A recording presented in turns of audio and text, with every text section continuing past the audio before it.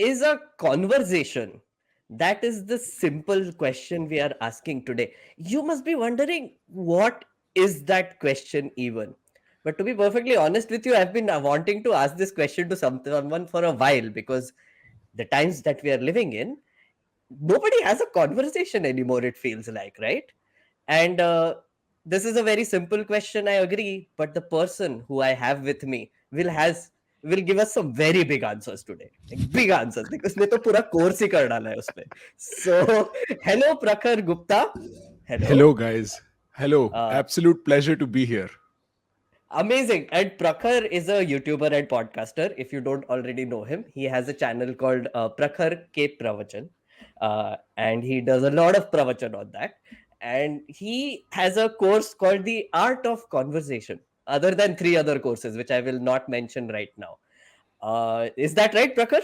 That is absolutely accurate. And do you want to add anything else that people want to know about you? Um, the only thing I do want to add is how odd it feels being introduced when you're sitting in your knickers in your living room in the comfort of a morning, as if like you are on stage somewhere. And I've always felt it to be quite unique, to be introduced in general, as if I am worth an introduction. But yes, art of conversations absolutely accurate. I've been fascinated by how dynamic communication operates, and therefore I've probably spent the last 7 8 years experimenting on the field with conversations, and I'm glad I get to teach it to the world. So, other than Prakhar, we have a third person here, our union leader of spectators today, Mr. Saurabh Sharma. Saurabh Sharma is my colleague and producer, and also he's a theater artist, Prakhar. So, I was thinking, also, he follows your content a lot, so that is an advantage. But other than that, the theater artist thing, I was thinking he's more into like performative conversations, where there is an element of like pre-preparation and thinking about how the conversation works. So I think he would be a great union of leader of spectators today. Hello Saurabh, how are you doing? I'm good. Thank you, Meghnad, for having me on the show. It takes a lot of courage to bring the most silent person in the world to discuss conversations. So Also, that should have added that. yeah, he's spent 3 months with me in office. I've talked 3 words with him till now, but Yeah, yeah. and suddenly now he has to say entire sentences to me. But guys, I was very excited about exploring this question for a few reasons. One is, so I have a background where I worked with politicians who I would say are the masters of conversation. Like any situation you put them in, they just know how to handle that. Like they morph their personalities in a way that they just start interfacing with the person in front of them or people in front of them, and they have their own unique styles which make them stand out.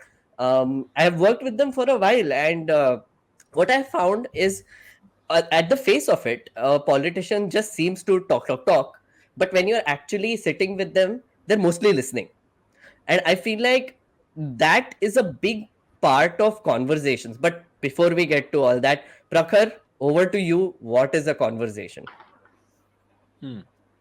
I think I think I'm going to try and keep this one short, particularly Yeah. because let this set the foundation for the follow-up questions. But here is what I've understood about what conversations are from doing now about 7+ years of active experimentation with conversations on the field. Conversations are like a ping pong match.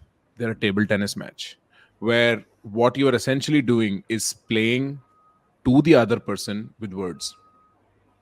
So, and I think follow up questions will put more light on why this analogy is perfect. But the idea is that you are engaged in a two-way communication as opposed to one-way communication where you're just giving a speech or you're speaking to a lot of people. And so the playing field is completely dynamic and you're constantly bouncing it back to the other person. Hmm. It's a ping pong match with words. That's how I see conversations. Saurabh, what do you think? What is a conversation? I think my idea of conversation is slightly similar. Since Prakhar has used the analogy of the ball, I would like to define it like a dance of sorts. If two people are Hmm. in a ball dance or any dance of sort, there has to be a coordination. You know when I'm giving you the gap to come in, you know when I'm gonna come forward, and all of that comes together and it makes a conversation. Perfect. So, Prakhar, I have actually seen a lot of your YouTube videos in general in preparation for this, and also before YouTube keeps recommending them, so I've seen a few of them. How unfortunate. One theme that's fortunate, yeah. YouTube, thank you, YouTube, thank you, you're wonderful. Uh, but what I was coming to was, I would take Saurabh's definition more right now because you have this one video which is dominating a conversation, right? Or how to win a conversation. I feel like you see a conversation as a game or a match, like your analogy also put it that way. So do you think every conversation is about winning? No. So boring. Okay. What are you going to do if you win a conversation? What'll happen? Hmm. A lot of Hmm. times, the instinct to win a conversation, and I don't know if 10-year-olds understand that, because I don't think the super conscious, the super ego part of their consciousness is as alive yet, where they understand social dominance and what it means to lead a group and such. And that is not particularly the instinct. A 10-year-old's Hmm. mind is a lot more oriented towards play and participation and sharing.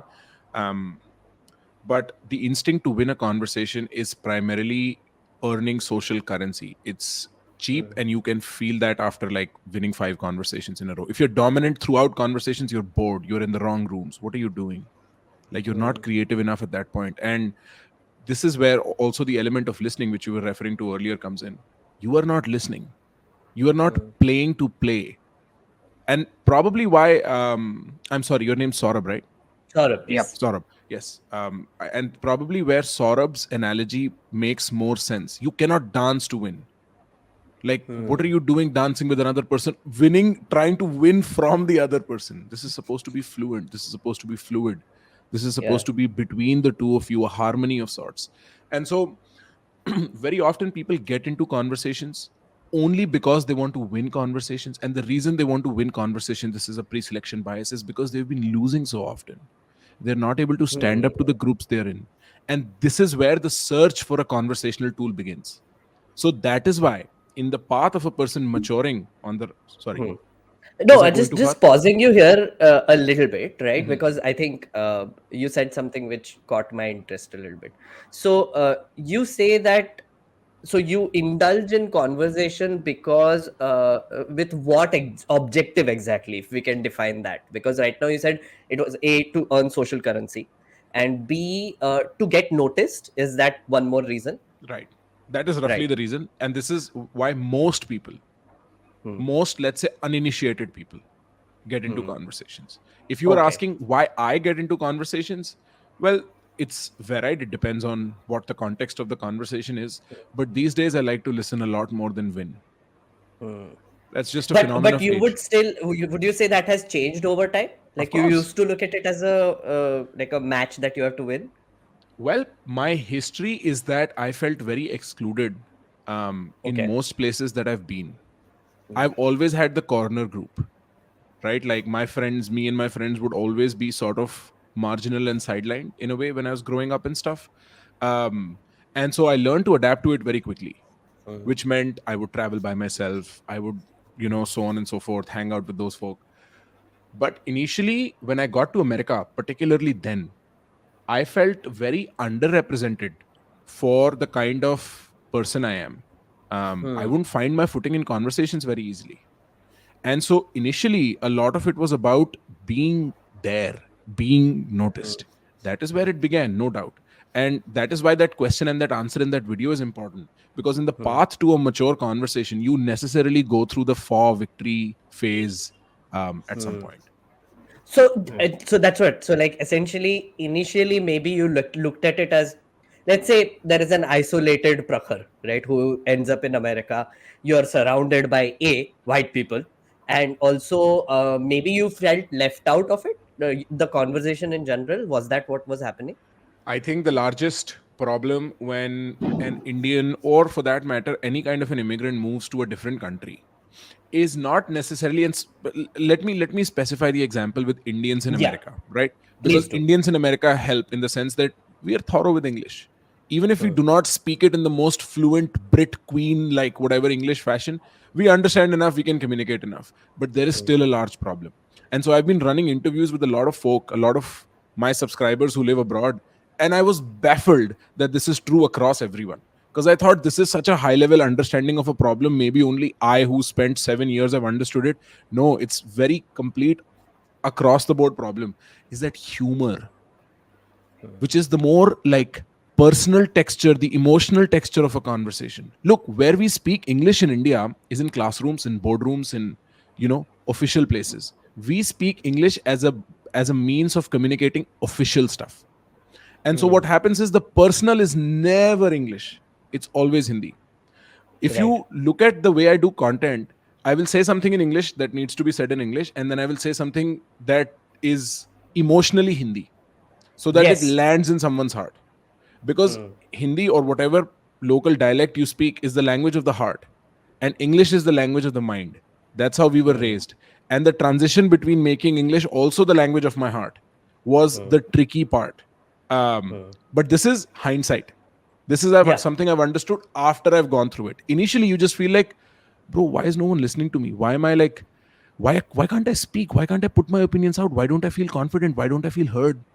Why is Hmm. everyone talking over me? Like you just feel like a non-existing entity Hmm. in the course of It's very interesting, Prakhar. I found this like in my my work life. Whenever I have to be aggressive during a conversation, I switch to Hindi. I don't know why. My Hindi is terrible. Like I'm that's not my primary language. It's Marathi, right? Agar if I get down to Marathi, that's even next level anger or aggression or whatever is happening. So I think I take your point there, but I want to bring Saurabh in. Saurabh, how do you look at more personal? Choose to answer or not. Do you find it Hmm. difficult to initiate conversations? You said you're a quiet person. Yeah, I think I started off with similar experiences as Prakhar, but my Hmm. experiences started on very early in my childhood, where I just didn't understand how to interact with the world outside my home. I was so Hmm. protected inside my home that I had no idea in the world how to just go and say hello. I don't know what the other person will say and how I will respond to it. And over time, I realized that you as humans, we have the power of speech, and I think that is a very sophisticated medium of conversation. I think chimps also converse, mimicking each other, but we have tried to extract out a more sophisticated way. Hmm. um, so I do find it difficult to dance along with someone when I'm talking in a conversation, because I am more self-conscious when I'm talking to someone. I'm more aware Hmm. of what is going inside my head than what the other person is saying. I'll try to look you in the eye. I'll try to look at your face as hard as I can. But yeah, that will be difficult for me. a technical correction there. They try to run experiments on animals to figure out if they can use language. And Hmm. Hmm. conversation, like I mentioned, is a two-way street. So two-way Hmm. communication. Since 1910s, I think 1913 was the first experiment, Washoe, and then it lasted all the way until the 80s with Herbert Terrace. That field ended forever because they realized animals don't have language. There is no bilateral Hmm. communication. So that there is some communication, like there is Hmm. some, but it is not sophisticated enough to be classified as language or conversation or even any of like the words we associate with humans. So that is a technical correction, but I think your understanding of the problem is so brilliant, my bro. Like spot on. If I could expand, I would, if Meghnad Sure. asks. Please do. Please do. Because bro, here is the thing, what people don't understand about communication is that it's not a self-help thing. Like Hmm. learning how to converse is not just, oh, now I'm cool in parties. No, it's how you order your social reality. The two large components of how your mind is made up is personal reality, which is the narrative of the self, which is the monologue that goes in your head that defines who you are to Hmm. yourself. That's one. Two is what is the world outside, because this entity has to behave in their environment to construct more meaningful things. So what happens is, I define in my head I'm a one player video game and I'm a badass, for instance, right? I go out in my environment, I can't talk to anybody. I cannot retain the narrative I'm a badass. This is just the most simple example I can give you. There is a two component sort of structure to reality, the personal and the social, and they are extremely important for everything ranging from your narrative to your mental health to everything in between. And very often what happens when we are not taught how to talk to the world properly, what our social reality is unorganized, and that is represented in everything from fear and shame and insecurities and so on and so forth. So your potential is minimized just because a foundational tool has not been sharpened enough. And again, not just in the sense of your career, in the sense of the quality of life. Go on. Okay, so Prakhar, what I observed from your response, just one common theme, if I have to pick up from there, is confidence, right? I think what you're trying to say, again, I'm trying to decipher what you say because sometimes I think you go into a zone, just if I may say so, when you're like, bro, मैं तुझे बता रहा हूँ ना अभी so you in that bro mode ना so Right. I know you go into a zone so I'm trying to decipher that. Tell me if I'm right. Right. So one thing I think is a common is confidence, right? Which is you need to be confident to have a conversation, obviously.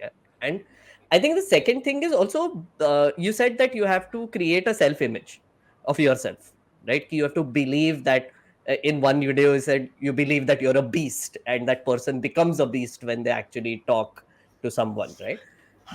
Yeah, I have a go on. correction to that just so that we are Yeah. on the same page. Is I think it's Yes. quite the opposite. I think Okay. the self image is created. There is no way you can avoid that, first of all. Hmm. Secondly, it is not that you need to be confident to have a conversation. It is that you need to learn how to interact with the outside world to actually feel confident. There is no delusions that work with long term Okay. con. And so I'm asking you to understand the rules of the game so that playing the game is not tough.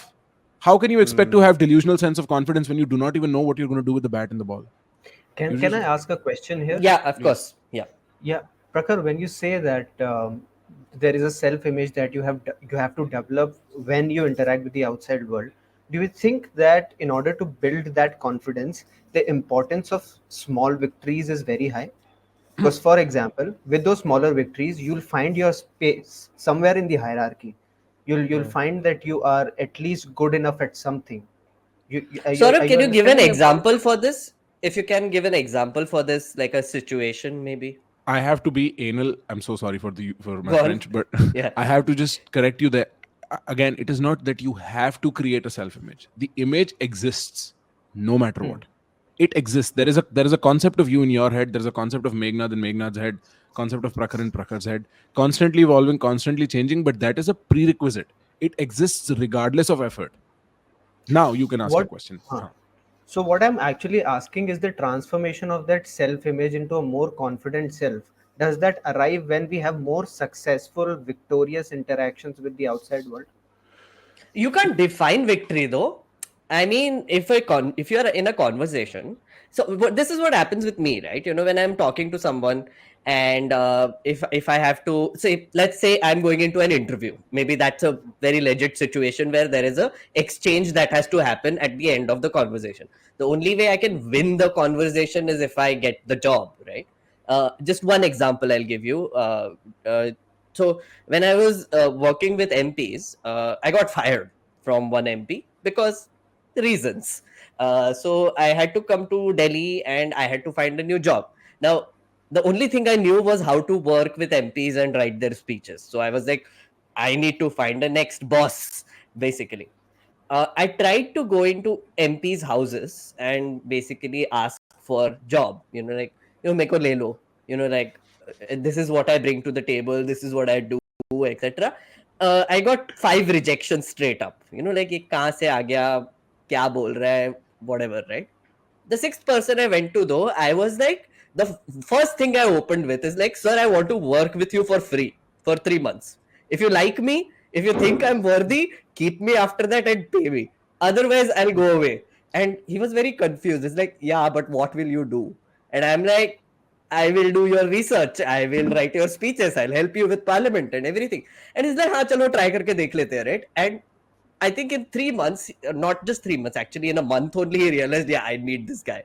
So then he got me in. So there, I feel like there was a give and take relationship where at the end of the conversation, I ended up winning, right? But just taking Saurabh's point from here, right? To achieve that sort of goal, मुझे 5 rejections चाहिए थे basically. Is how I look at it. Is that what you were saying, Saurabh? The victories, but they were not victories though; they were failures.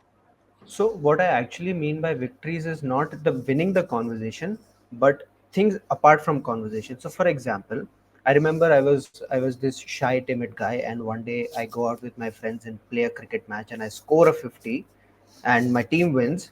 And that day, when I come back, I had brilliant interactions with everyone. I was like, Right. things are kicking in. More smaller victories, more belief in yourself, more you find your place in the hierarchy in the society, and more you can, you know, uh, tolerate yourself. I'm like, okay, I'm good enough to go ahead and have a conversation. Am I making sense there? Bro, you should you should be sitting where I'm sitting right now. Spot. Like when you first placed that question, the correction I was going to make is exactly what you just did. That the interaction with the social world is not limited to conversation. That is a language based interaction. Most The most profound language that humans use is actions, is not English, Hindi, or whatever. Like most of our interaction with the outside world is done through performing with our hands and our feet and our bodies and our minds in a more complicated thing over a period of time. So you are absolutely spot on where um, the better you interact with the social world outside, with the world outside, the more serotonin you get, roughly speaking, in a neuroscience fashion. And the more serotonin you get, the higher you feel you are placed on the dominance hierarchy.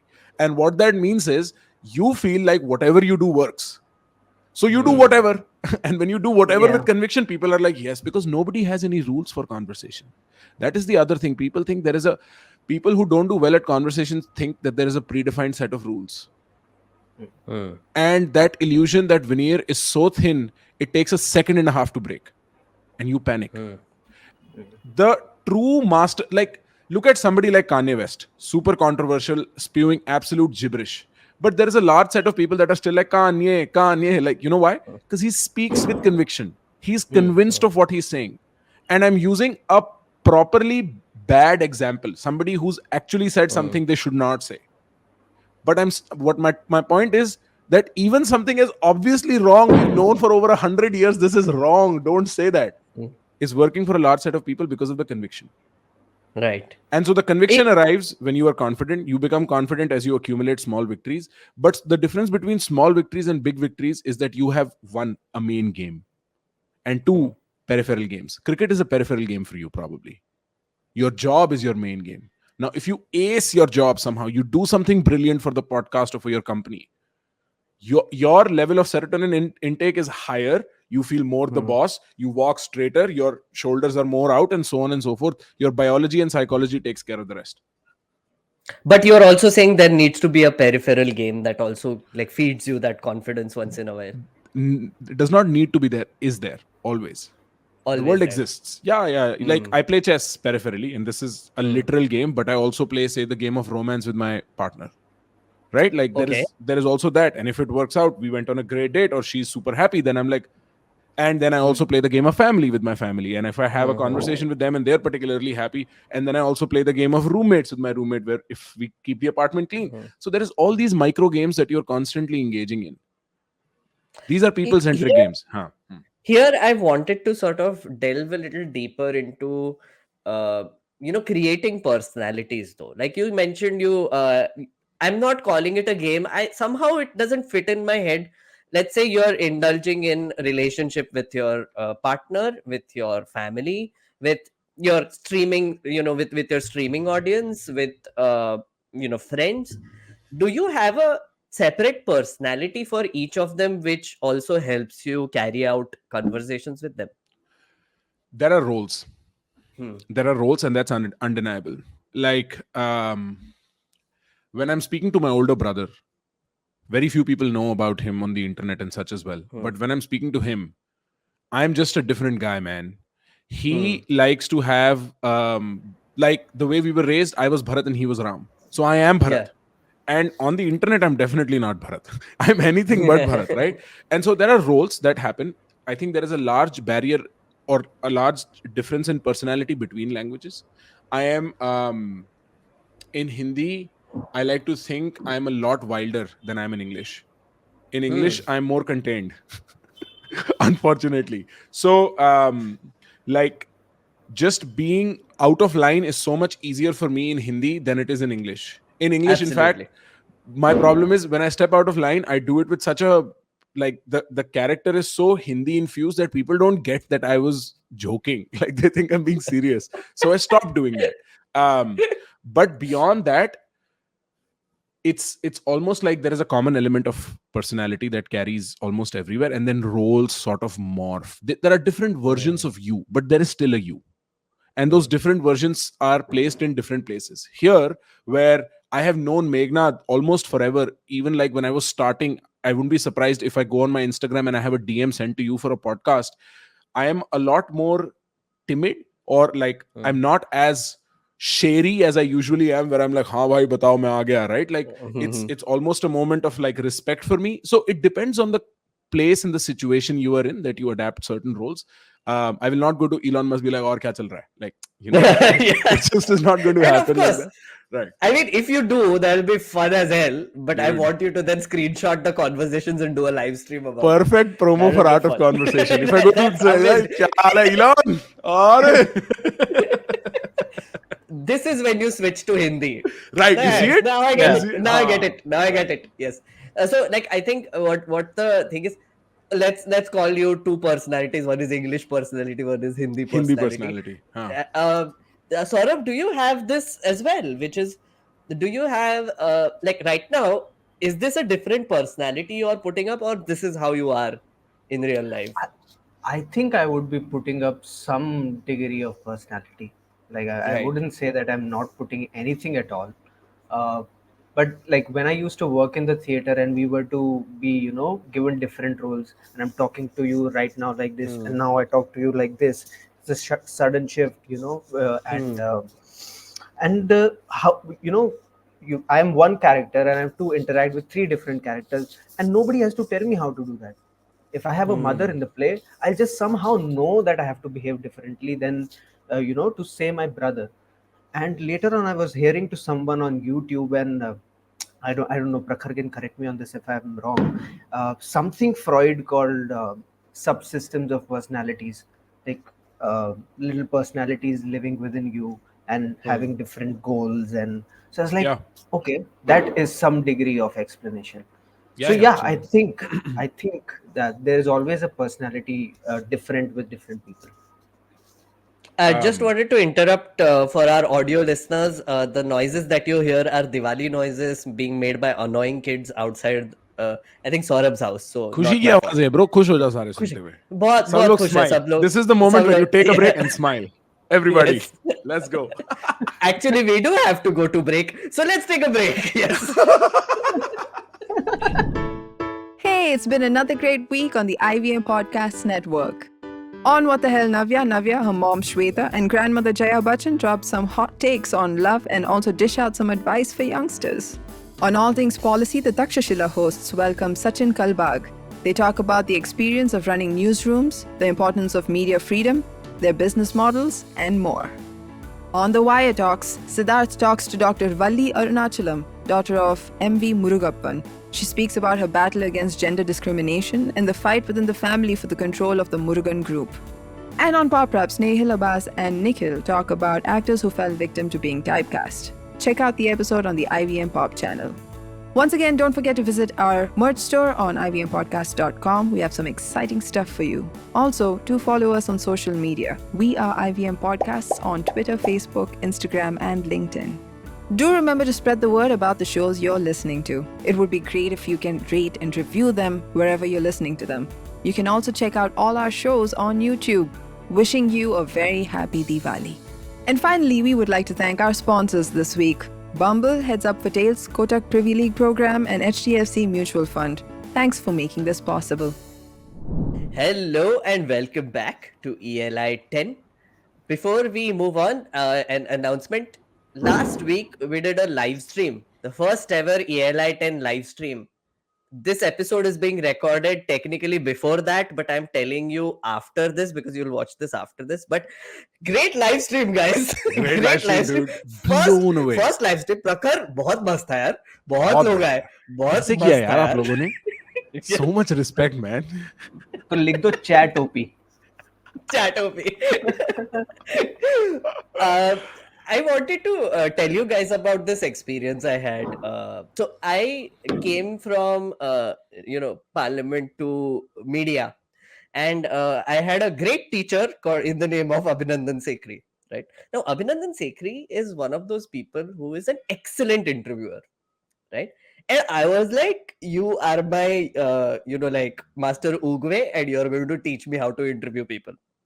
Uh, and he told me some very interesting things, right? One is, when you are in an interview, you do have to look at it as a confrontation, which is a big mind shift for me, right? Which is, when I'm talking to you guys, I'm not looking at it as a confrontation per se, but say if it's a politician which you have to counter and difficult questions पूछने हैं लोगों से, so you need to think of it as a confrontation, because they definitely are. So it shouldn't be that, you know, you are looking at it as हाँ तो हम बात ही कर रहे हैं, but they are looking at it as a confrontation. That can't work. So then you have to be aligned there.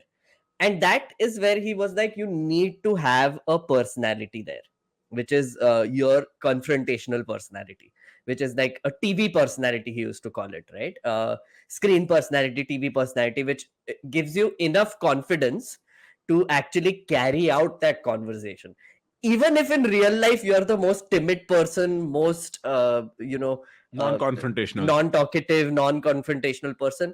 The belief there is that you create a personality, almost going to a state of delusion, where you have this, मैं तो boss है, this is my set, this is my guest, and I am controlling this conversation, and this is how we are going to do it. What do you guys think about that? Do you think every conversation can be approached that way, Prakhar? No, it's too tiring, yaar. Hmm. Nahin. That's true. No, all solutions have to be so simple and so absorbable that they're automatic. And this is something that neither the viewers nor the producers of self-help content understand. If you cannot consciously manipulate every situation, or you'll run out of meaning in life. You'll be like, kya rakha hai isme if I'm acting this out constantly? Right? Like that is the point at which if you're successful, you give up. If you're not successful, you give up. Because if you're not successful, you're like, this is not working, nothing is working, I'm trying so hard. If you're successful, you're like, isme to kuch meaning hi nahi hai, maine act karke sab kar diya. So as far as what you are doing for the television, the purpose of which is completely non-personal in a way, this is an exposition for the people to see. You can have a character and it's completely fine. Because But do there you think we need that? Right? Like, do you think there is a need for creating a character which is very public versus a private character? I think it is almost unavoidable. I think so. Okay. To the Interesting. extent which Saurabh mentioned earlier about how he feels a little different. Here is the thing. Like I said, who you are talking to determines what role you take. When you're talking on the camera for the world at large, first of all, you don't know who's watching. So you are imagining invisible eyes. And very often when people are nervous in front of camera, what they're doing is they're imagining critical eyes. And it's a pure moment of reflection, because you're looking at yourself through the lens of your own insecurities. Right? You are finally finding the places you were refusing to look at through the eyes of the imaginary other, to put it in purely psychoanalytical terms. So why having a personality helps in the Abhinandan way of things is probably because you skip through the entire process. You're like, this is not me, I don't have to care about this person, but this personality helps the show go on. And so in a way, like what I had to go through in my approach to camera was slowly weed out the insecurity, slowly be okay with everything that I am exposing the world to, and so on and so forth. Having a personality probably helps, and it is seen time and again. I was thinking about Ronaldo and Messi a lot, because I want to do a video on the archetypes of Ronaldo and Messi. And Okay. it is very interesting that that archetype is everywhere. So Right. this inspiration came to me while watching Suits with my roommate the other day. We were watching Okay. episode 1, and it's the same difference between Harvey Specter and Mike Ross. It's the same difference in Death Note between Light Yagami and Ryuzaki. Like it's literally the Like a same. yin and yang personality. Is Goku that and what you mean? Vegeta, sort of. Goku and Vegeta, right? The one Oh, who interesting. tries to win No, but and go on, please.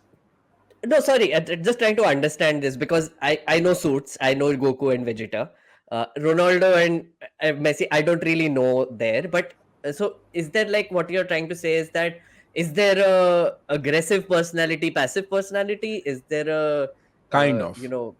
I s- don't want to okay, get go to the on. substance of my video, but the point is Extrovert, those, introvert? not necessarily even extrovert introvert. Okay, The difference, forget what the qualitative difference is for a second. sure. The point is that these guys weren't exactly this different. The storytelling around them created an illusion that this is a polar opposite, and then Give they me an adapted to example. that. Give um me an example here. like Messi is completely non-glamorous in his Okay. beyond the field things, Hmm. right? Goku is an unassuming winner. Like, he's not Hmm. trying, he just wants to say Vegeta is trying so hard, Hmm. right? Mike Ross is a natural. Harvey is a trained beast. Harvey is a Hmm. controlled animal. Like, he's worked to be there. He's in control in every room he's in. Messi, if you look at the early games, it doesn't look like he's playing traditional football. He's doing whatever feels natural to him on the ball. Ronaldo is exceeding every expectation. He's jumping the highest, running the fastest. Right? Like, there is what really happens in a situation like that is people like those characters, and those people begin to play those characters. First, the media tells the stories of those Hmm. characters. The people like those characters. Those people begin to play the characters for the audiences. And in that way, what I'm trying to point at is that very quickly in your camera career, in your media career, you realize that there is a certain fit, and you start playing to that Hmm. fit slowly a lot more, eventually becoming that. So any seasoned camera person has a personality. Interesting. So the theater artist in our midst, I wanted to sort of come to that only. Playing to the gallery, right? That I'm moving to public conversation a little bit here, right? Playing to the gallery is an important part of, let's say, public speaking. Like you have to get a sense of what the audience came with expecting from you, and you have to deliver, but not just deliver, but you have to exceed that expectation a little bit to obviously stand out as well. As a theater artist, Saurabh, uh, your play was scripted most of the time, right? Yeah. How were you playing to the gallery in that case, and did you get a chance to exceed that expectation sometimes? So I think after doing a lot of theater, there came up an ethical concern among the actors that how much should I push beyond the script that I have just to play to the Hmm. gallery and have the claps? Yes. And that is a question that we all had to answer. It's a thing in theater where people are like, आज तो मैं उसको खा गया पूरा scene के अंदर. But that's not the point, bro. I mean, that's not the point of the scene. The point of the scene is that you and I create something which is true to the script that we have. Hmm. And Hmm.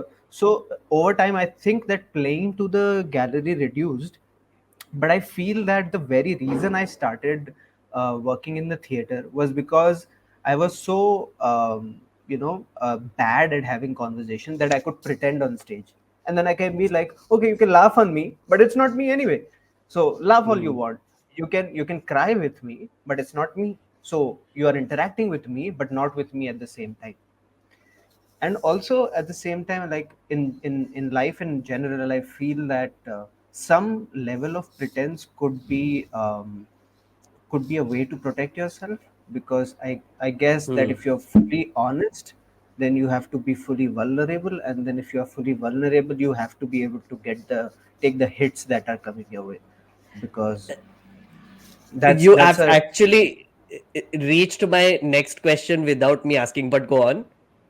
yeah. So that's pretty much all. I feel that some level of pretense can be a way of protecting yourself. Hmm. You guys can add on to that or correct me if I'm wrong. No, I think you're absolutely right here, because I have always found that I have massive imposter syndrome in general in life, right? I keep thinking every morning that I have done nothing in life, right? And it's so surreal when, say, someone comes up to you at an airport and says that, oh my god, I've seen your videos and you have done such a great job. It seems like that's not me. I didn't do that, but then it was me. Just that I have this very obvious personality, by the way. What you're looking at is a personality that I have created. I'm very open about it because this is the only way I feel confident. But if you meet me at a party, I would be like sitting in a corner with a drink, like just huddling around, and people are trying to indulge in political conversations with me, but I'm like, ha ha, भाई नहीं ठीक चाहिए hai, भाई acha please यार hai. यार Nahi, party it's में भी okay. यार It's okay. Yes, Modi Zindabad, everything Zindabad. I'm okay. I'm okay. But on camera, I'm like, ah. So Right.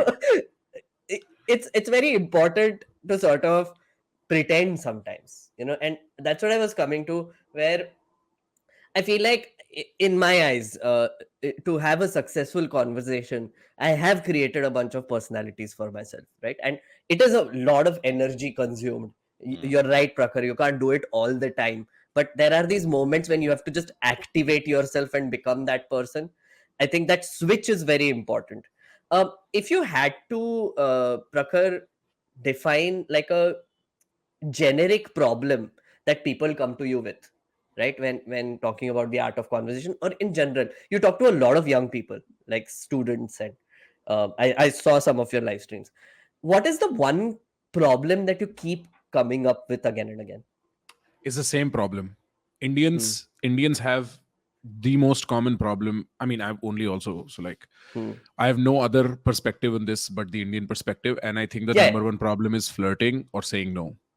It's the same thing. Oh, Flirting interesting. and saying Okay. no is the same thing. It's holding tension in Okay. conversation. We are not taught how to hold tension in conversation. We are not taught how to like let the energy sit. Hmm. It has to be subdued. It has to be released. Something has to be said. We can't wait in silence. Like awkward living rooms are an Indian's worst nightmare, where you've just announced to your parents that you are possibly gay, and they're just sitting there. You're like, "Abhi mere ko bharna padega isko kisi cheez se." It's so difficult, man, because um, the relationship that Indians have to power is very unique. Hmm. We are told to respect power, to be sort of in and which is not wrong, Awe of but it. right, In but awe of it. Yeah. in awe of it as well, and then it translates into fear very quickly, Yes. right? And so Hmm. there is no clear distinction between respect and fear as far as the local or the commonplace discourse goes. So what you're Hmm. expected to is respect power, but in fact what you do is end up fearing Fear. power. Yeah. And I may Hmm. not be doing the best job at describing this relationship, but this is the most common problem that Indians have in I conversation, is can holding describe tension. this very well because I've been talking about this for years. The fear of authority, right? Hmm. So the reason is, for example, like, right, like if you talk about the government, right?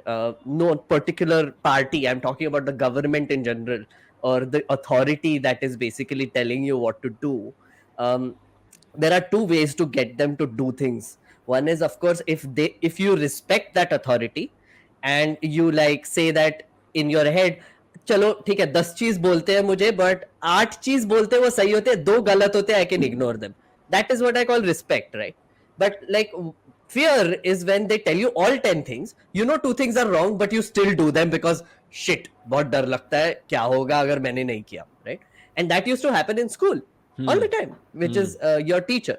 I have this very weird experience where I asked a teacher a question कि madam photosynthesis कैसे होता है, science teacher.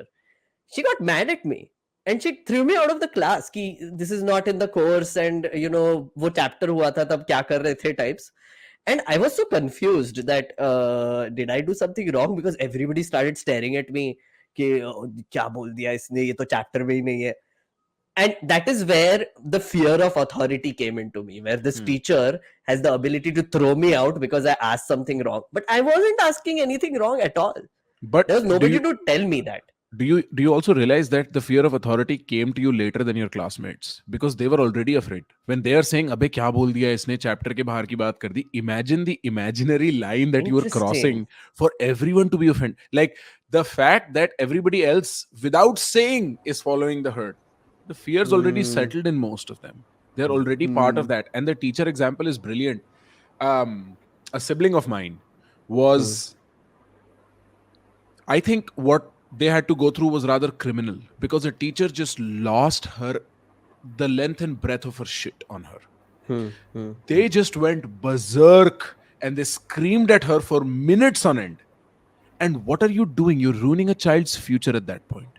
Hmm. But the large point is, it's not unheard of This is commonplace. If it is not in the classroom, it is in the living room. Your father's going to, or your mother's going to behave like that. And part of it is also on a socio-political level, on the consciousness of sociopolitics. We understand that there is a systemic breakdown, that rules are not rules, that power can do whatever it wants. We know that deeply in our hearts. It goes under our Hmm. skin. We know how Hmm. bad power can get in a place like India. It can get great also.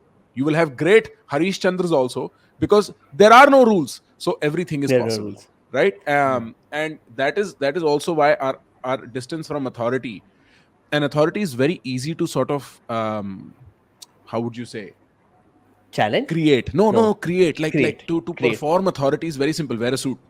Wear a Where suit is and it? speak in English. And everybody suddenly like, ये वाले sir होंगे, ये पक्का इनको पता है क्या हो रहा है लाइफ में, इनको जरूर पता है. That's the authoritative archetype. Yeah, right. Yeah. Right. Now it is That's slightly changing from suit and English to like a certain other outfit and a certain other linguistic paradigm where you use certain other words. But it's the same. If you once believed the other person, you're like, yes, ye to authority inko pata hai. And we have an yeah. automatic response to alleviate responsibility to authority. You take decision. So look at the commonplace sentence we find in politics. आप तो हमारे करता धरता है. Politician है bro. करता धरता कैसे हो सकता है वो तेरा? Like वो तो तेरा नौकर है. एक सेंस में, yeah, he's an employee. Let's Yeah, just employee. leave it at Exactly. that. He's an employee. Exactly. आप Yeah. हमारे मालिक हैं. Oh my God, क्या कर रहे हो भाई? कहाँ चले गए? But You these know, are hard facts. These are Prakhar, realities. fascinating. So I did an episode last week only with Ashton Doctor, who does this podcast called Habit Coach. He did a podcast with me because he understands nothing of politics. He has kept away, like super apolitical, and he admitted he was very privileged, so he didn't really bother. And I was trying to explain this situation to him: ki authority versus, you are the person who is being controlled by the authority. Um, I gave the example of a CEO who essentially is like, so CEO aa raha hai roj, and he is telling his employee ki chal spreadsheet bana, and if he makes mistakes कि अरे ये तो गलत है, तेरा appraisal cut कर दूंगा. Now if one day CEO comes and says कि सर आप इडली सांभर खा लो ना, सर आप जाओ ना, आप लेट जाओ वहां पे बाजू में मेरे केबिन में, and the employee is like, wait, what is happening? In this case, the government is the employee and the CEO is you, right? What we assume is the other way around usually. But coming to, so taking this a little forward, Saurabh, I had a very strange question for you. So when you talk to someone, like for example, when you're talking to me right now, or when you're talking to Prakhar, are you scared of offending people? I'm scared of offending people I would want to impress at that moment. Right now, I don't want to because I know I'm not as smart as you guys are. That's what I believe, right? So I don't have a I don't have a reason to impress you. So right now, I'm not doing that. But in other case, if I want to impress someone, for let's say it's a lady and I want to impress the girl, then that might happen. Bro, Can And I it has push you a happened. little bit? Can I push before you a you do, little I bit? have to compliment him, man. Go I on, speak to go on. thousands of people. The level of self-awareness is unfound, man. Like, you should write a book or something, bro. Like, you have a window into your mind very unlike most people. People are just completely blind to themselves. You know. Jo bhi likhna hai, write journals, but write it. Like, you are doing very well with your words. Huh, go on, sorry. बस Prakhar, अब मैं resign IBM कर रहा हूँ. picks up. Yeah. IBM picks up the best people. Brilliant, dude. Go on. Saurabh, actually, this is Prakhar's job, okay? तो तू पेड़ पे मत चढ़ जा थोड़ा. प्रखर का job है motivation. Is like, you bro, you are the king of this world. You. I see you do that, okay, Prakhar. No, I see a good trait, and like I cannot help, because these are the kind of traits people don't notice or Yes. appreciate. The formal world does not Agreed. require, the professional world does not care. And if you can like slightly encourage people on these things, the kind of creative production that can happen from them is phenomenal. And I think part of it is because you're an actor. Like, I've hung out with a lot of That's actors, true. and I've found that there is a level of self-reflection which comes from the process of acting itself. That's brilliant. That's unfound in most people. Also because they are in the job of creating personalities on stage, right? So they have to know which is their real personality and be different. मैं Maybe कौन हूँ that भाई? is where the right. मैं कौन हूँ? like, yeah, pehle wo to figure out kar lo. But Saurabh, I wanted to push you a little bit. Again, you can opt out completely. Can you offend me and Prakhar? Like, say something really offensive to us. Offensive in the sense, what you think is offensive, which you wouldn't normally say. Difficult, but please, बोल दे I भाई, want you to attempt it. चाकू निकाल और get it done with. I think I'll skip that one.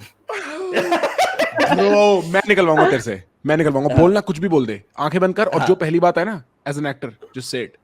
Big deal. मतलब मैं तो क्या ही कहूँगा, प्रखर ने कह दिया है कि है मेरे अंदर 1000 लोगों से ज्यादा सेल्फ रिफ्लेक्शन, तो I don't know what I am doing here at this point. That is great. That is great. But Prakhar, do you want to attempt insulting me and Saurabh? Yeah, bro. Insulting Like, me. Cake walk. this is such a dull conversation. I don't even know what I'm doing here. But no, the point. Nice. The point of, I honestly think of offending people as the real sport in a conversation, and this is the childish part in me. I honestly think we just don't do that enough, because what happens when you make the first break? So, like, okay, this is something I've never said on the internet, and I probably will never say this again, because this is on a very tactical level. Like, this is stuff I've learned and kept to myself. This is not wisdom I pass on, and viewers, this is not intended to be wisdom, but very often I will do this when I'm in a strange situation. Say I'm sitting on a dumb shit island in Costa Rica, right? I'm in a hostel, I'm sitting with a bunch of people, and I'm trying to break rapport, I'm trying to establish something here. I'll have a quick conversation and I'll say something very offensive very quickly, and it'll be, the way I will say it is, it'll be so unassuming. Like, Meghnad, is your hair just like that? Like, it'll be super unassuming. Like, I wasn't trying to offend you, but I know deeply that it is offensive. Like, right now, when you did that, this is such a dull conversation. It took me a second to get it. Right. So I will say something like, let's say if I'm hanging out with somebody who's a little fat, I'm like, you seem to like burgers. And it'll just be like in a very offhand way, like, I'm not trying to offend you, but I am. And they will be, because I can see they're conscious about their weight, for instance. And what will happen is they'll suddenly flinch a little bit. They'll get very defensive very quickly, because now they're in a strange territory. And right after that, I will continue talking like I was talking to them normally, like I'm trying to be friends. And what has happened is, in their mind, without them even realizing, they've walked over the line, gone to unsafe territory, and now come back to safe territory. And now they're so much more open. Now they're complete. Please. I have a question there. Do you think that the moment you introduce something offensive, there is an attempt from the other person to now win your attention and respect in some? That is also true.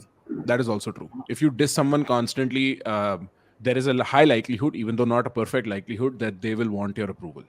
But that is not what I'm trying to attempt by this. Like, if I offended them, if I rejected or dismissed them consistently over a period of time, then they would try to do that. But I don't need this rando's approval. In a way, are you just telling them how far you can go and then you don't go there? Like, right at the beginning. Sometimes it's, but very rarely. What I'm really trying to do is get them comfortable, get them out of their character. That's a very strange way to make someone comfortable, though. Yes, I would agree. Like, how does that work? Because they realize I don't care about their insecurity. And then they don't care about their insecurity. And the number one container for their character is broken now. Interesting. But you also have to instinctively know that it is their instinct. It is, and it's the perfect sport, because it's such a tightrope. You can literally piss someone off in front of your eyes.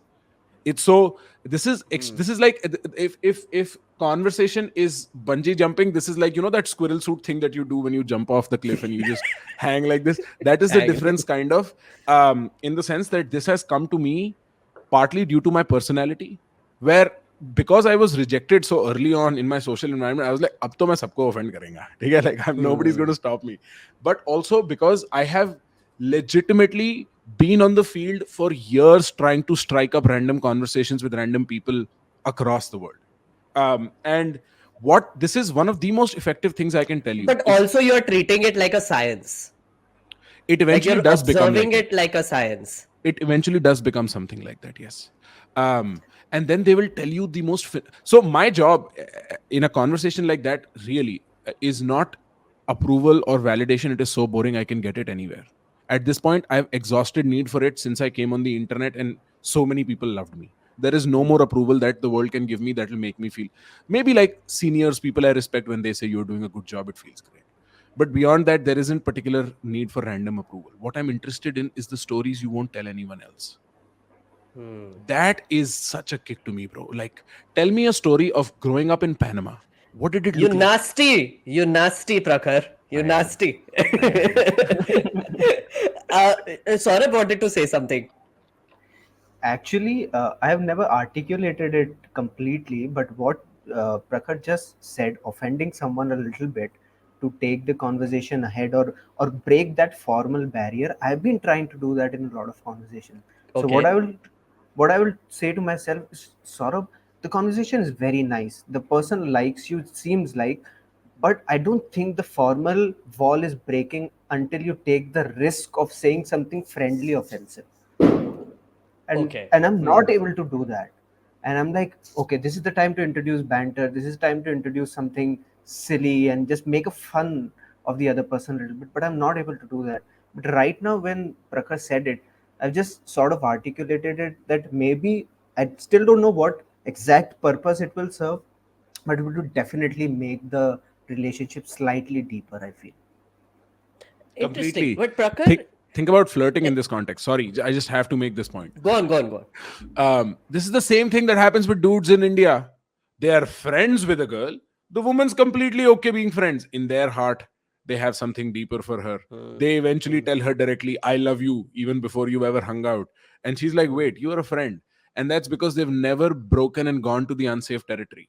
They've, in that case, it's not offending her, it's actually flirting. But it's the same phenomena, holding tension.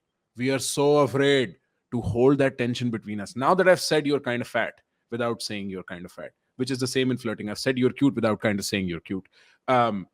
What has happened is, my reaction to it is that of fear. How am I going to carry this? You just have got to relax in your body and let them answer the question if they're fat or not.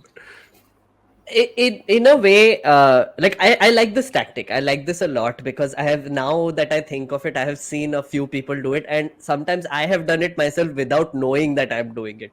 Like the first thing I realize whenever I start talking to someone, I immediately, I have this habit of doing background research on everyone. Everyone I meet, everyone I at least look them up on the internet once. It's a very bad habit which I got a long time ago, but now it's an actual advantage because then now I know that, oh, so if this person comes in front of me, this is how I start the conversation. Instinctively, I know what to say. And I end up with like a one liner, an insult, or something to maybe test the waters a little bit. Because I've also realized, and this might sound a bit arrogant, but I am self aware enough to know it is arrogant, that I'm talking to a 10 people every day. But at the same time, I also have to sort of sort it in my head, which is an important conversation, which gets me something, and which is not. And those 10 people may say maybe three are important and seven are not. So those three I will take this effort with, which is like starting with an insult, starting with a whatever. But for the rest of the seven, I'm not doing that. Right? Does that happen to you as well, Prakhar? Completely. Again, you cannot exhaust yourself, right? Like, you cannot be your 100% in all conversations. It is neither needed nor interesting or important. As a kid, as like a 21-year-old, I probably was like that, where a lot of it is still part of figuring something grander out, which is the lay of the land. You're trying to understand the world at large. And in those cases, I found myself being 7 and 3 instead of 3 and 7. But Hmm. as you grow older, and you have things to take care of beyond conversations, for me particularly, it receded to a similar ratio where I was like, look, like, I'm here, मैं जबरदस्ती बकचोदी क्यों करूं? Like, why? I don't Exactly. need that But then energy do expenditure. those seven people think you're rude? Maybe, I mean, look, on a personal level, I've always been confused for being arrogant and cocky. And I just like to think I'm stupid. But, Is and it I'm stupid. confused or are you arrogant and cocky? Maybe. Like, at this point, I don't care. At this point, you Go can, on. like, I'm speaking of more personal experience in the sense of high school, in the sense of like friends in college and stuff. from a distance people think I am very cocky, very arrogant. Then they talk to me, they realize no, it's just that he's stupid. He doesn't even know that he's being cocky and arrogant. He's just being himself too loud, right? And this is Okay. the general pattern of things that I have come to discover. um, Largely, it I cannot be bothered. And it's not just me, it's you guys as well, it's everyone. We are so busy with stuff we have to do. अब मैं उन 7 लोगों ने root सोच लिया, अब मैं उसका क्या करूं, right? And the thing is, most conversations are very transactional as you grow older. Yes. Yes. And those transactions, you've got to be like, play nice, pretend and walk forward. There is once in a while that you find a need to break surface tension, where you need to Yes. like really like, hey, this is so interesting, I want to know more about this person. And then you sort of go in, and there this tactic's very helpful. Slight offense and then just pretend like nothing happened, and they're like, oh. Yeah. Saurabh, how do you start conversations usually? The ones that matter to you. That's actually the most difficult part for me, to go and start it. Because if I'm 5 minutes in, then I can take it forward. But the initial 1 to 2 minutes, and I'm trying to set it up, that's difficult. There is Because no What do you playbook for do? that. Yeah, sorry. there isn't. But what do you do? Like in your head, what is happening? So usually I'll be very self-conscious, and I'm going to be like, okay, what next to take this forward? What next should I say to take this forward? And that is the ultimate barrier. That is where the conversation doesn't go forward. Yeah, And that is the end of the rope. that's the end of the rope. That is the end of the rope. Like, okay, we have started with small talks, but I don't have any small talk to offer. How should I take this forward? And that is a problem I think I've never been able to solve, even though I know the answer at some level, in some sense, but I've not been able to break through that. Yeah. Prakhar, do What you I have do anything? instead, Yeah. Yes, sorry please. sorry to cut you, Huh. Meghnad. What I've done instead is that whenever I know I'm going to have an important conversation the next day or something, I prepare the conversation in advance. Oh. So Oh. so what I'll do is I'll go and say hello. Then they'll possibly say one of these three things, and there is my most honest possible answer to these three things. Then they'll probably say these three things. Then I'll possibly say these three things. So I create options in my head beforehand, so that when I go, That's at least I intense, can Saurabh. I Solid, can dude. push 5 minutes of the conversation, at least, if not more than that. So at least, Damn. Yeah. Okay, Prakhar, please help him out if you can. Okay, yeah, no, dude, this is okay. So how art of conversation came about is when I finally found out that I wasn't doing as well socially in America as I wanted to. I just started going to random people and talk to them on the street. Like me and my friend, we used to have this thing, and I mentioned this in my book, where if he said you have to, like, if he points, you cannot say no, bro. Like you have, and if I point, he cannot say no. And it'd been the most like library, bro. Nobody's talking here. This is What the do you most mean silent. point and you cannot say no? So, like, me and him, we would be hanging, and he'd just point to a person, be like, "Go," and I have to go start a conversation with them instantly. Oh, that's intense. It could be anywhere, bro. And like, so in the order of hierarchy, it is boys, girls, powerful men, and extremely attractive women.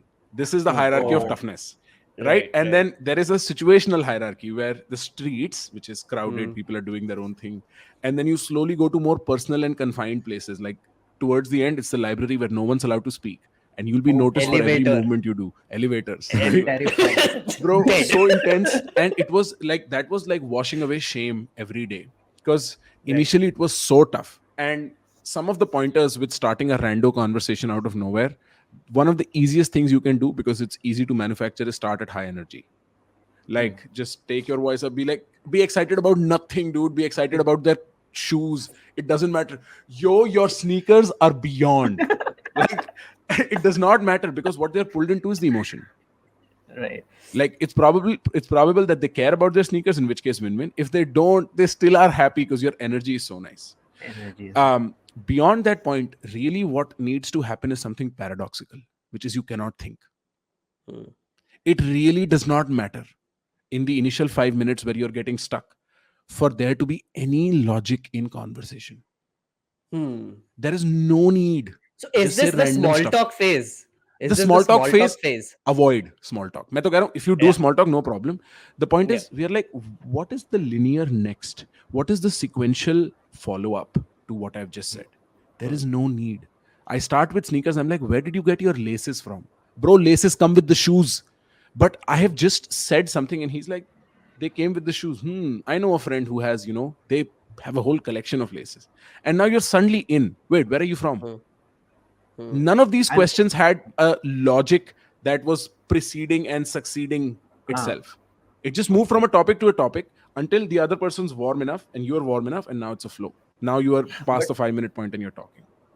but do you think that when the conversation is, let's say, not flowing in a linear fashion and it's going into fragmented zones, we're talking about different things, can it possibly come to a point where the conversation dies because you have talked too much about too many things at the same time? Can I attempt that, Prakhar, once? Please.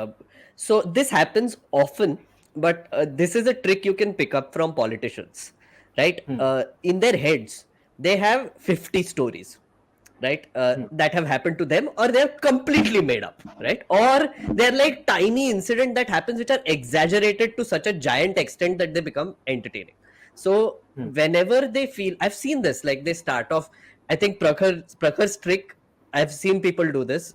They enter a room and they're like, "Arey, like, अरे वो देखा वो कितना हरा झाड़ है बाहर," and everybody's like, "Wait, what? What? यहाँ पे हम GST डिस्कस कर रहे हैं, ये पेड़ के बारे में क्यों बात कर रहे हैं?" They do that. Like Right. I had my ex boss, crazy person, did this all the time. Chinese embassy we were entering, and he's like, "You know what I'll do? I'll pretend that I have an injury on my foot. You come and I will take you inside," right? So I enter the Chinese embassy, and this guy's limping, right? And then he's like, "I don't know what to say to these guys, but at least they'll talk about my injury now." So that is his opening now. Basically, "Oh yeah, I Ah. got injured. You know what happened in Parliament? So much people were throwing this and that, and I fell, I tripped and fell, and then this is my leg." That is his conversation opening. Hmm. Nothing to do with international affairs, diplomacy, whatever we were trying to talk about. But instantly people started liking him because not only is he exposing a very obvious made up vulnerability, but also he's made it entertaining, right? And he had so many of these random stories in his head which he would used to practice with me. And that also I saw. He would come back, he would tell me a story, right? Like kuch to bhi hua parliament mein, right? Say, let's call it version 0.1, right?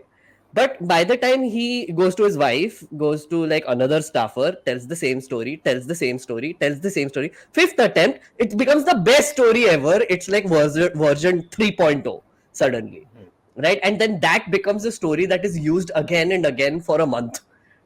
Right? until So until all the rust from that story has been extracted Story for is the gone. person. He's like, अब मेरे को ये story नहीं सुनानी है यार, मैं बस ये exactly, like this is done. But to answer your question, Saurabh, so what you're doing initially when you're speaking random stuff, either on purpose or unconsciously, is you're laying out a bunch of topics. And Right. eventually you will follow one, which is the natural course of conversation. There is no need to manicure the whole thing, right? Like the hard part is actually just starting somewhere in the middle, getting what you want, and towards the end closing. Those are the three hard parts in a conversation, and I speak about that in the art of conversation too. So when you enter with high emotion. Beyond that, talk nonsense until you get comfortable, which won't take very long. Once you realize that they're receptive to you, because you're afraid that they're not hmm, receptive to you, that's where the fear of dismissal and rejection comes in. Once you get past that point, then you're normal. Yeah, you're like, I'm an actor, do you know something fun about acting? And i- hmm, within that, I think what Meghnad says is very important. Like, this is what master conversationalists do. And in master conversationalists, today I include politicians because I did not have an insight into how politicians operate as much. But it's usually for me poker players, it's magicians. hmm, They're brilliant at what they do. And recently also, by the way, football commentators, brilliant verbiage. I am in huh, Hmm. awe. Like, I started watching it again 10 years since the last, and I'm like, oh my god. But anyway, they always have pet stories, instances, loops, like, and in case you don't, one of the easiest things to do is say a sentence, start with do you know? Like, hmm, Hmm. I'm an awful actor. This one time, do you know this one time I was trying to act? Automatically a story will emerge. hmm, Hmm. Automatically a story will emerge. Your mind You will know, fill up the rest. that's just actually you have pointed my problem spot on, because when I'm talking to someone, I'm like, they have stories to tell. I don't have stories to tell. What do I tell you? But I think that is a good way. Start with "Do you know?" and just make one up a one story. thing Possibly. one best exactly, making up stories is also an art, I would say, because storytelling itself is an art, and I feel like I'm a primarily a storyteller, and that helps me in conversations more than anything else.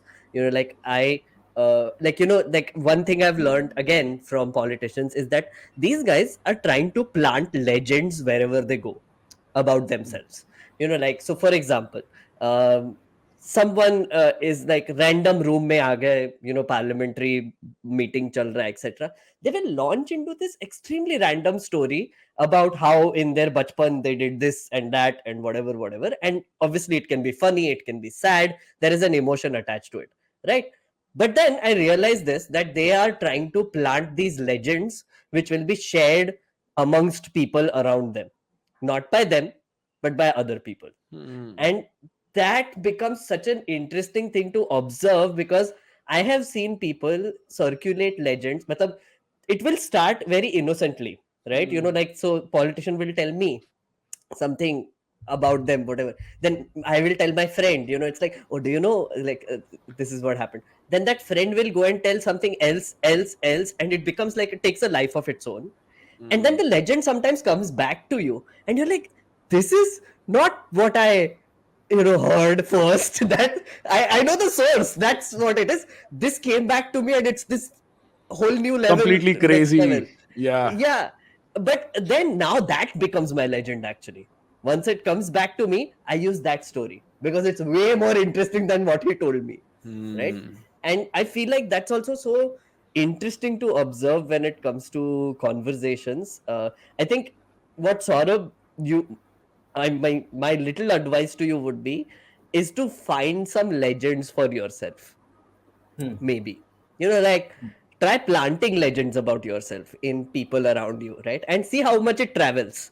That is the best indicator of how excellent story you told. That's Prakhar, actually your interesting. face is like, uh I'm contemplating the advice. I'm go contemplating on. the advice because I'm considering two things. One, have Hmm. I ever engaged in planting legends, and what might that look like? And on the other hand, if that is too intense, like, Hmm. Hmm. it feels like I'm too young and too out of position to have legends. Yeah. Hmm. So for me, like, what I would say is, literally, like, bro, you'd be so surprised. One of the things I ran when I got very confident with conversations and the bullshit that you're supposed to perform when you're conversing is, sometimes I'd be speaking in a loudish room in a club or a bar setting with Hmm. someone, and I'd suddenly switch to Hindi, and I'd still Hmm. have like a 2-3 long sentence conversation with somebody who doesn't speak Hindi, and they'd still respond like they'd understand, because it really doesn't matter what you're saying. That was the point of the whole thing. Yeah. Your facial expressions and the way your body is moving as you speak says a lot, Hmm. particularly in those Hmm. contexts, in flirting Hmm. contexts and such. The larger point is that legends might be a window too narrow for you to find a fit in. Think Hmm. of just speaking, and Hmm. that should not be a problem as an actor. Just think of the character, be like, dude, I played the most interesting character, and the story is not interesting, but what you've done is you opened the window, you Hmm. allowed them to come and be like, oh, that is the character you played, I played this character.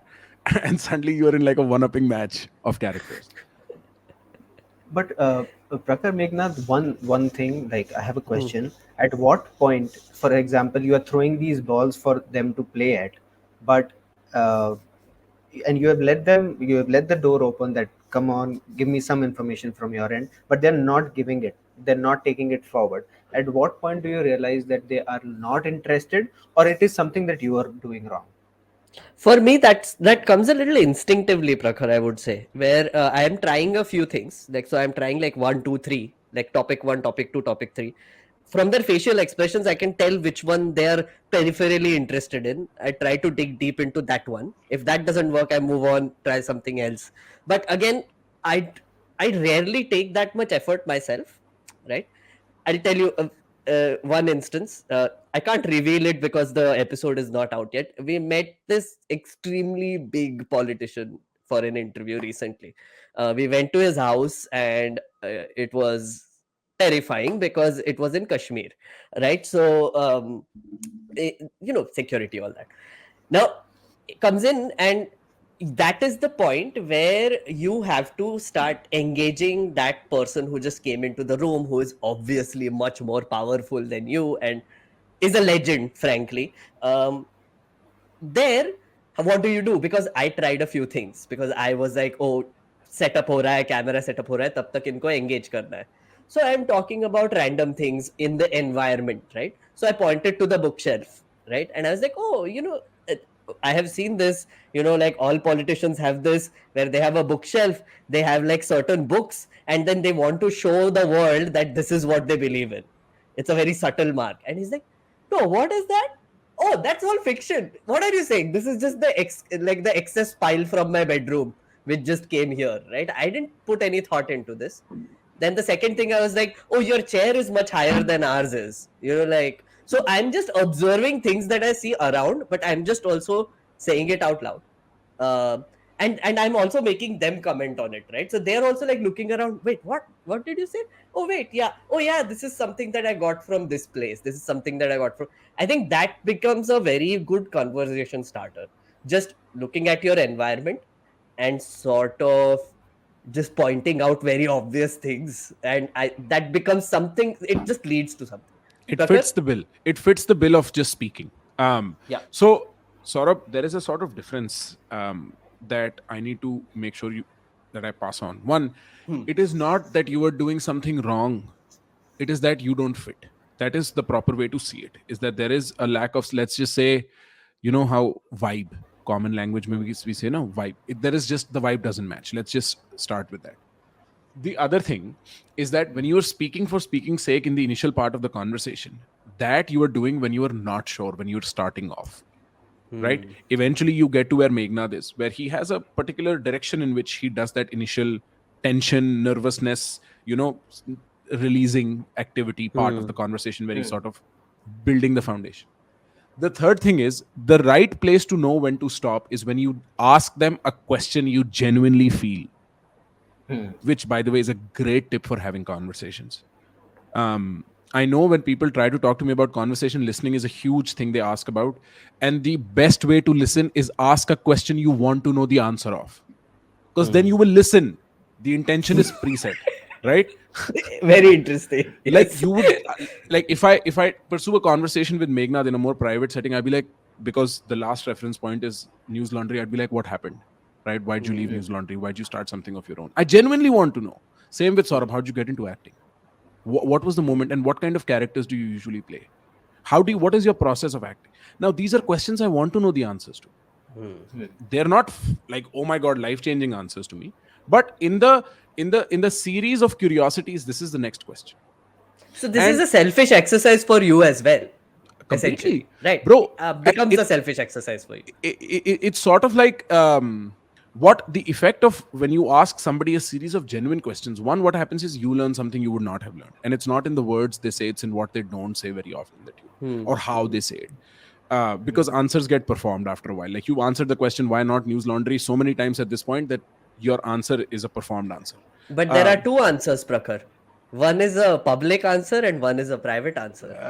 Obviously. We're getting somewhere here, Obviously. Meghnad. तेरे को Just बताएगा ask it मैं. 2 more तू मिल, times. तू मिल. Right. And the other thing is, bro, if you ask somebody a genuine question and they don't match you there, they don't fit, they don't answer it, at that point you realize they're not interested in having a conversation. Because when you ask a genuine question, it shows on your face. Right? It shows in your vibe.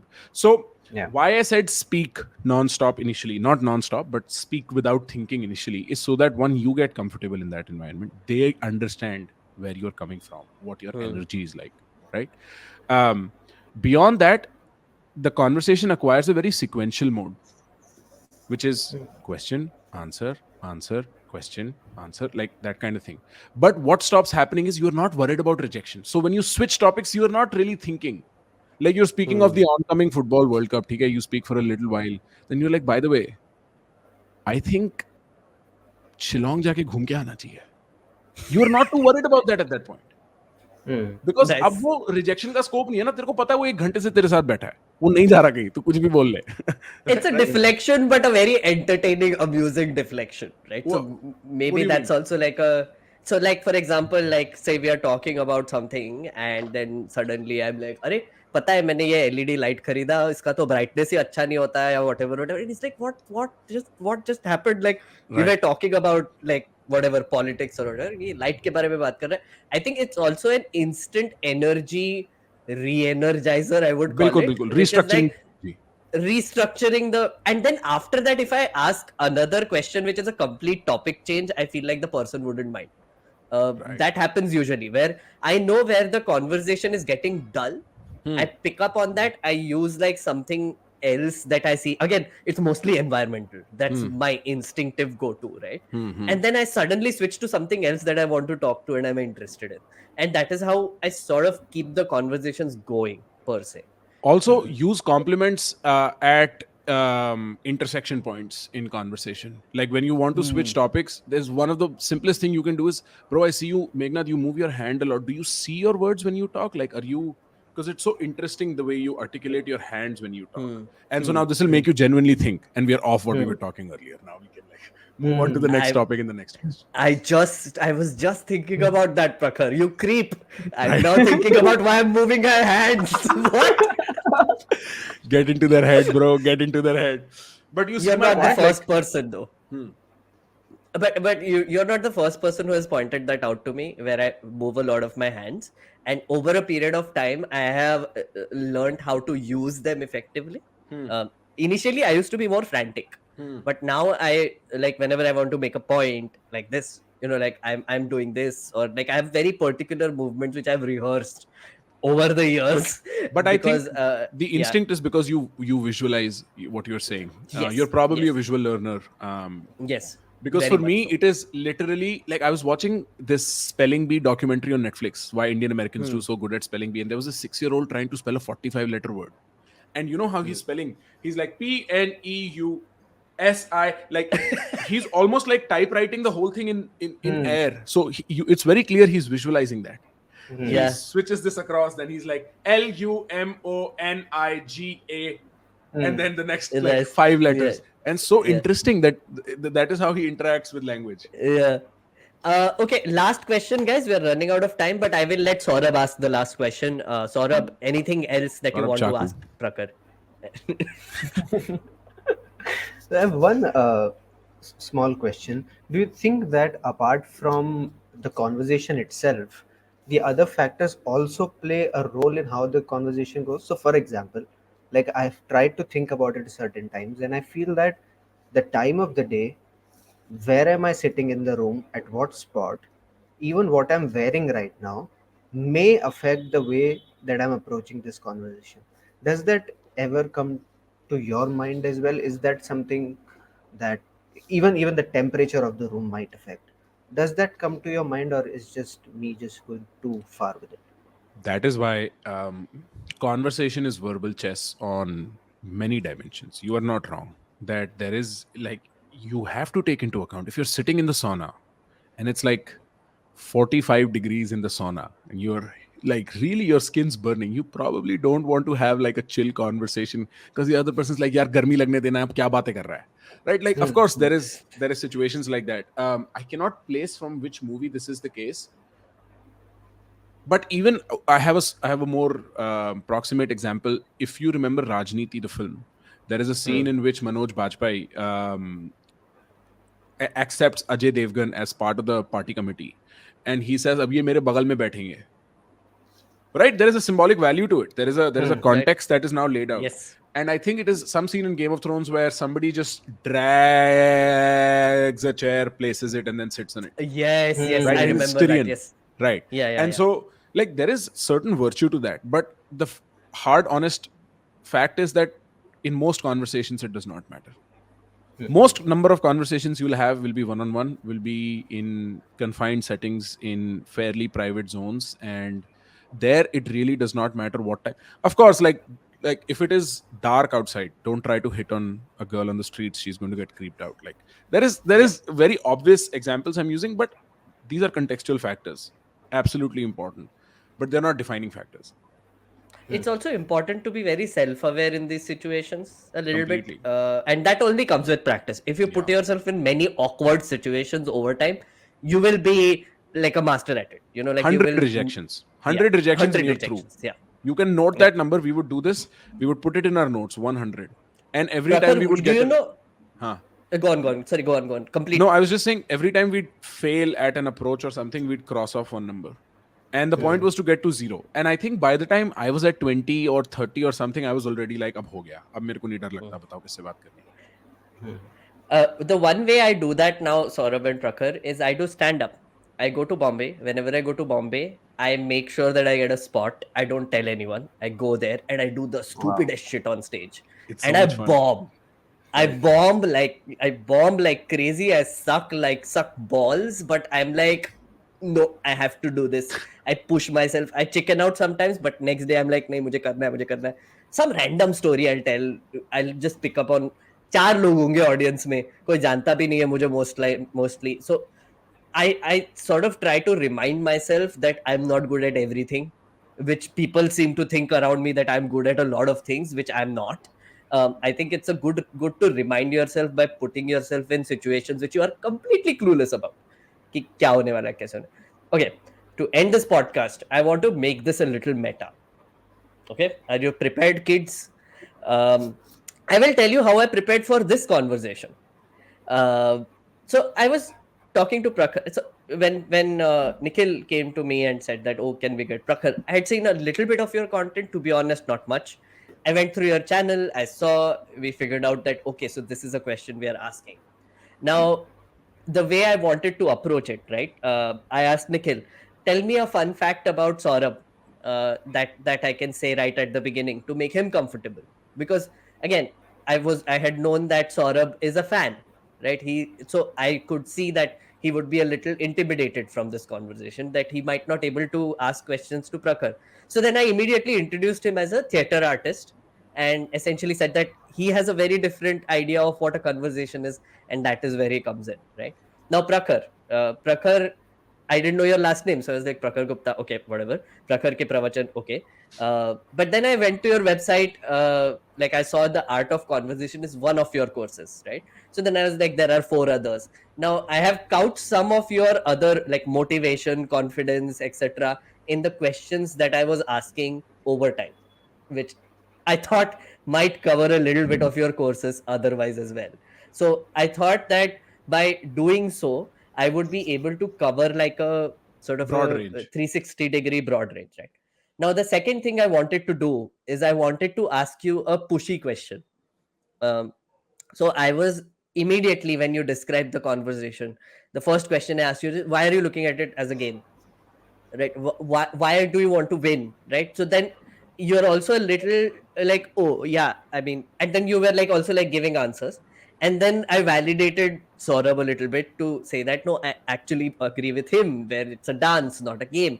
So I think what you do, Prakhar, is you say insult or you try to push the boundaries right at the beginning. I also tried to sort of do that a little bit in my own way. And then finally, I had to come to a point where I was like, you have a lot of experiences talking to a lot of people. You have a lot of experiences about dealing with a lot of problems. Let's start from there and see where it goes. And that is where we are right now. And then in the end, I was supposed to make this conversation meta, which is what I'm doing Bro, full right inception हो गया दिमाग now. का. Full inception हो गया. ऐसा लग रहा है सपने में हूँ कि नहीं हूँ, पता नहीं है मेरे को. वो घुमा के देखो भाई, घुमा के देखो, घूम रहा है भाई, घूम रहा है. I mean, तुझे आर्ट ऑफ कॉन्वर्सेशन करना है तो तू किसके साथ बैठा है? Bro, crazy. Acha, I make the sober mistake of thinking it is all natural, but now that you tell me this, this is also so interesting as a conversational technique, which is like you purposely validate the other person in the room. So the third person's left to look for validation. Luckily, Yes. I'm dumb enough to not notice, but otherwise, it's a brilliant technique. This is what I No, mean. but I'm not arrogant. I'm genuinely. I was like, हाँ सही कह रहा होगा यार मेघनाद, उसको उसकी बात पसंद आई ज्यादा. Like मैंने सोचा ही नहीं उस लेवल उसको पे. डांस पसंद है. हाँ उसको डांस, हाँ यार मैंने भी कहीं पे एक बार डांस वाली एनालॉजी यूज तो करी ही है, मेरे को ऐसा लग रहा है. लाइक आई एम थिंकिंग यार. तो that's great. I like it. I am very fond of yeah, like tough questions. I very much appreciate, because I know. when I go into a conversation, podcast, interview, whatever you might call it, I am really looking to play. Like, I am looking for a tough question. My circumstance is such that the toughest questions that could come to me, I cannot answer for a variety of reasons. Right? But beyond that, subject matter, non-subject matter, the tougher the question, the more fun I'm having, like really constructing a way out of it in my head. Yes. Yes. Yeah, And that's I my feel like Saurabh did that to you a few times today, which I'm very, very pleased by. like what you do. Like Saurabh, Reveal your tricks. basically, yeah, like Saurabh, I think unconsciously also sort of surprised you a little bit, which is like, Bro, no. as you said, like, I'm yeah, not kidding. I think you're, bro, like the 90% of the problem with solving a problem is not being able to articulate it properly. yes, It's so difficult. It's so difficult.